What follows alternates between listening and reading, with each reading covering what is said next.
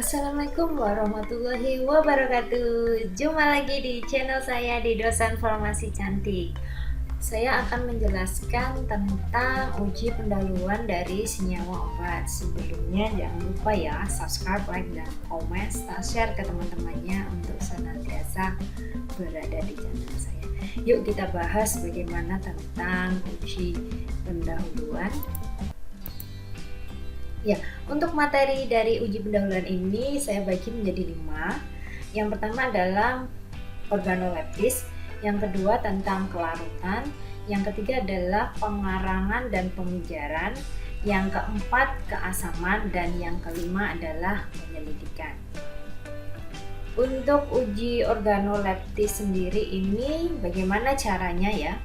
Jadi ini memakai bantuan alat indera, mata, hidung, dan tangan. Jadi kalian bisa merasakan, membau ataupun meraba dari bahan yang akan kalian identifikasi. Untuk yang rasa ini perlu diberi tanda kutip ya, karena ada beberapa bahan kimia yang memang tidak boleh kita rasakan karena mungkin toksik ataupun beracun. Ini saya berikan contoh yang paling sederhana dari bahan obat adalah paracetamol, atau nama lainnya bisa disebut sebagai acetaminophen.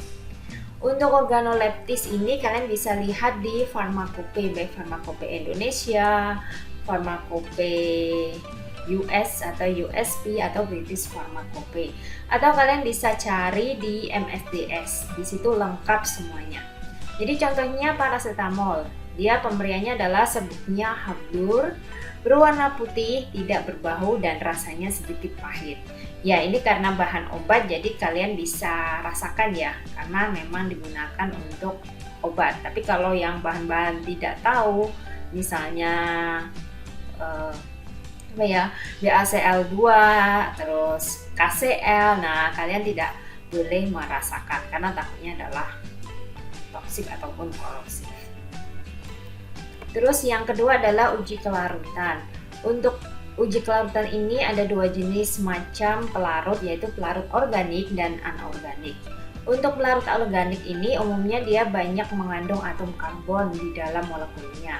Contohnya ya senyawa-senyawa yang memiliki gugus fungsi yang mengandung karbon, antara lain adalah bisa alkohol, ether, ester, maupun keton.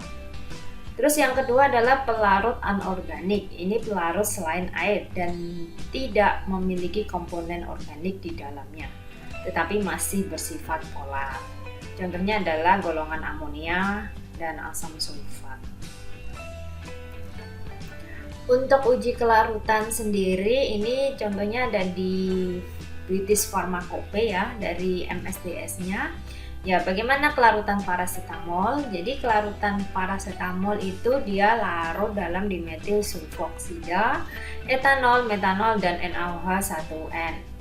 Kalau misalnya di dalam air dia pada suhu 20 derajat Celcius, dia dalam 1 liter dia akan larut sebanyak 14,2 gram.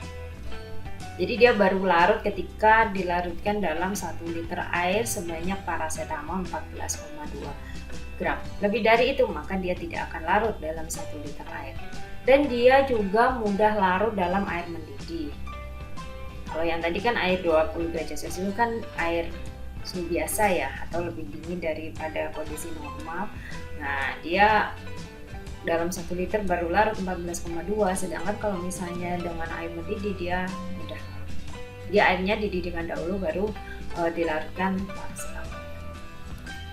Kemudian yang ketiga adalah pengarangan dan pemijaran. Nah, tujuannya apa? Dia untuk mengukur sisa zat yang tidak menguap dengan adanya penambahan asam sulfat. Selain itu, dia juga untuk menentukan kandungan cemaran anorganik dalam zat organik. Untuk pengarangan dan pemijaran ini, jika dia warnanya hitam pada permulaan pengarangan, maka zat organik itu jika ditambahkan dengan HCl atau H2SO4 atau asam nitrat, maka dia unsur karbonnya negatif jika warna hitamnya menghilang. Tapi kalau dia tetap maka dia mengandung unsur karbon. Jadi begitu aja pada saat permulaan pengarangan. Sedangkan hasilnya setelah dipijat, maka jika sisanya putih maka dia mengandung natrium, kalium, kalsium, barium, magnesium, aluminium, dan Zn. Kemudian kalau misalnya sisanya warna coklat maka mengandung Fe. Kalau warnanya kuning bisa mengandung Pb, sedangkan kalau tetap warnanya hitam bisa mengandung Cu ataupun Mn. Jadi seperti itu. Jadi ada perbedaan antara warna awal dengan warna setelah pemijaran. Bagaimana dengan pemijarannya paracetamol? Kalian bisa cek di FI edisi 6 yang terbaru, baru 2020. Nah, ini ada cara penetapan dari sisa pemijaran. Dikatakan memenuhi syarat jika tidak lebih dari 0,1%.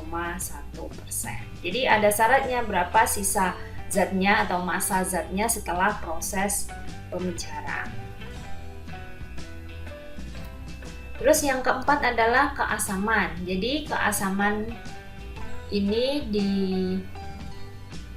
ditentukan dengan nilai pH, di mana harga pH adalah harga yang diberikan oleh alat potensiometrik atau namanya pH meter yang sesuai dan telah dibakukan sehingga bisa mengukur pH-nya tidak salah ya, atau memiliki ketelitian 0,02 unit pH atau standar deviasinya plus minus 0,02 unit pH. Kalau misalnya contoh pH-nya 4 berarti ya plus minus 4 plus minus 0,02. Dengan menggunakan elektrode indikator yang peka, elektrode kaca maupun elektrode pembanding. Ini contohnya adalah paracetamol yang memiliki pH 4,5 dan 6,5. Nah, kalian bisa lihat ini di FI juga. Terus yang kelima adalah penyelidikan. Untuk penyelidikan ini adalah penyelidikan dari unsur ataupun elemen yang ada di dalam sampel obat.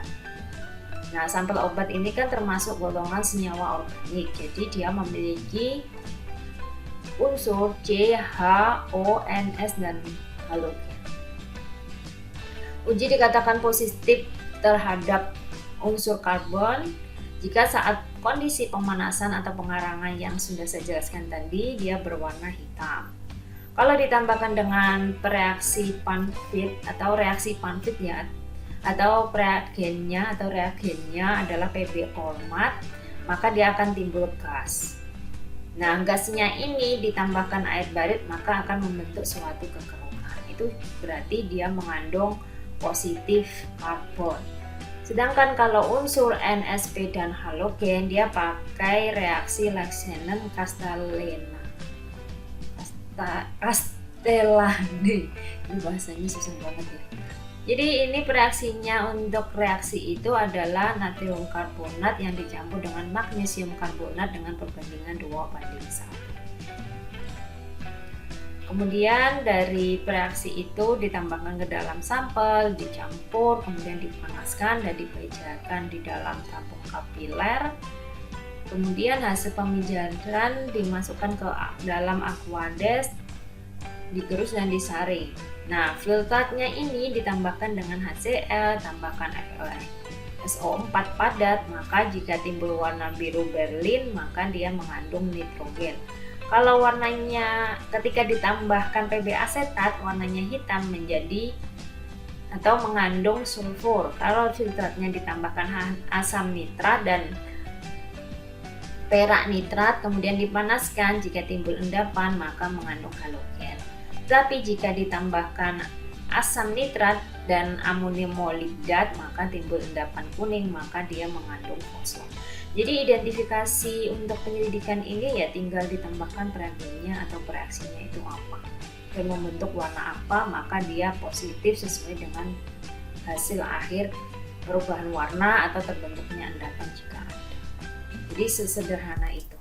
Oke, untuk latihan coba kalian buat analisa untuk senyawa ibuprofen. Jadi kan sudah saya tunjukkan untuk senyawa paracetamol, sekarang untuk ibuprofen. Nah, jangan lupa kalau misalnya kalian bingung, kalian bisa bertanya di kolom komentar saya ya, Kemudian subscribe terus di channel saya dan sampai ketemu di YouTube video saya selanjutnya. Wassalamualaikum warahmatullahi wabarakatuh.